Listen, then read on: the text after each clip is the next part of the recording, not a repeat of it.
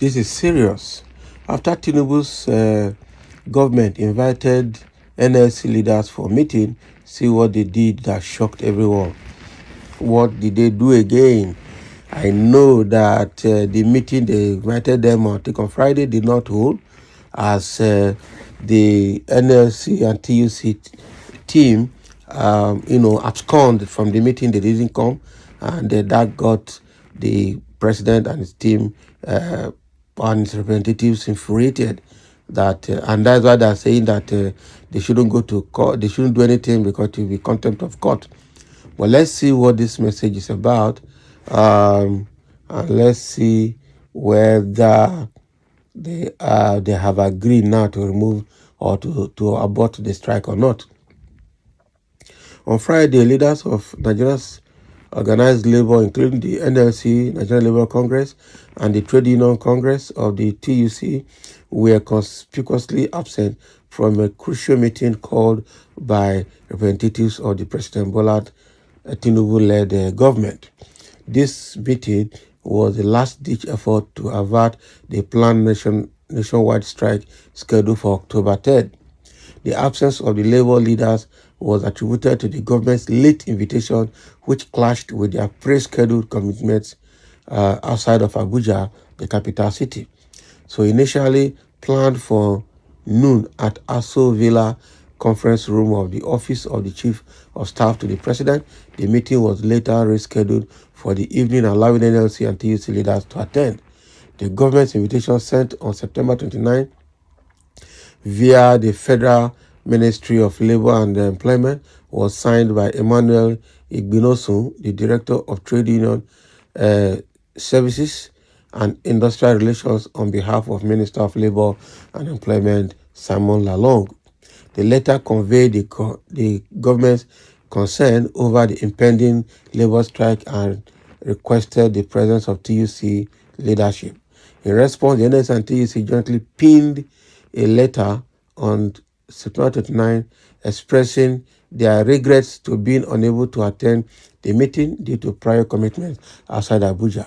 They cited the short notice as a significant logistical challenge and requested the rescheduling of the meeting to ensure that discussions accurately represented their collective stance. The labor union had previously declared an indefinite strike set to commence on October 3rd. The strike's objectives include pressuring the government to address perceived insensitivity to the plight of Nigerians, especially in light of the removal of petrol subsidies and the government's perceived lack of initiative in addressing critical issues. In summary, the government's effort to avert the nationwide strike by engaging labor leaders were hindered by a late invitation, leading to the postponement of the meeting. So the labor unions expressed the need for a rescheduled meeting to ensure their collective stance was accurately represented in discussion regarding the impending strike. Okay, so this is just an explanation to what was released on Friday, because on Friday night it was released that the labor unions, both the TUC and NLC, absconded because of government insincerity in the previous meetings.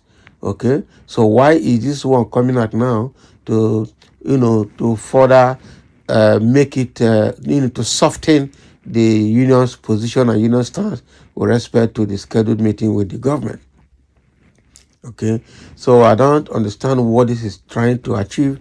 It's giving an excuse for why the union did not attend the meeting. Is the union ready to attend the meeting?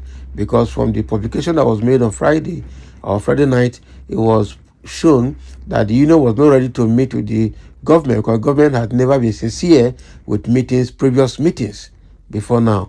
So who is telling the truth here?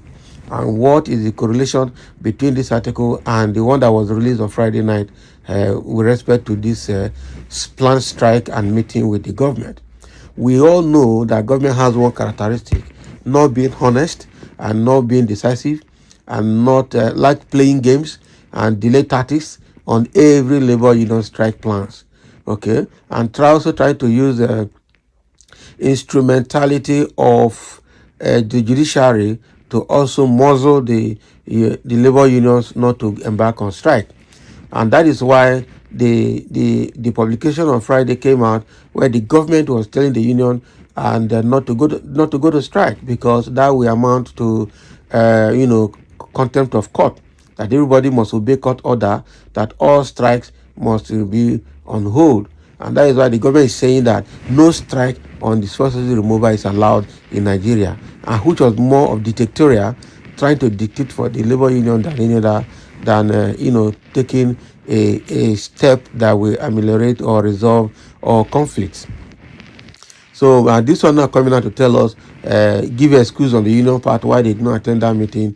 I don't know why we're having a counter or a more subtle publication or excuse for the union here. I will sure this union is ready to do the needful, because Nigerians are tired and union is now the last hope of Nigerians. Initially they say judiciary is the last hope of Nigerians or last hope of common man. But now judiciary has failed. Now everybody is waiting, hoping that union will become the voice of the voiceless and the last hope of the common man in Nigeria. But again, with the union going back and forth, government, it throws doubt into the confidence that the public has on the labor union leaders. So that is what is coming here. And let us see a few comments from a few individuals. Somebody say, don't be surprised that these toothless dogs are just being used by the government. Just be watching season film. Politics really bad. Abi.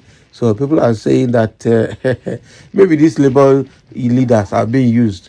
You never can tell what they are discussing with government on the other part. Again, they are partners. They are not warriors. They are not antagonistic to one another. But in a partnership, people need to know their limit. People need to know their boundaries. Someone say, are you sure that the NLC and TUC don't know what they are doing? Okay, is that what you're saying? Okay, on the third morning hour, okay, they will announce the postponement of the so-called strike. So make we no use them, get hope, Abby. So we shouldn't trust them. You never can tell. By early morning now, they will come and tell you that strike is suspended. Strike is on hold. Especially now that the government has spoken to Falano, who is the lawyer for the labor union, to tell his client to stay away from strikes. Okay, but then the thing is very complex, because the judiciary staff are also part of the strike, because they are also civil servants. They are part of the NLC. I think so. So the strike will start from the judiciary. There are non-judiciary, what do they call them? Judiciary staff that actually not lawyers can go on strike. That is the truth. So all those administrative workers and all of them, you cannot tell them not to go on strike. Okay, so because they are part of NLC, they are part of the civil service system. So what will happen if the strike starts from the court? Labor is not strategic enough in their planning to ensure success of the strike. September salary hasn't been paid.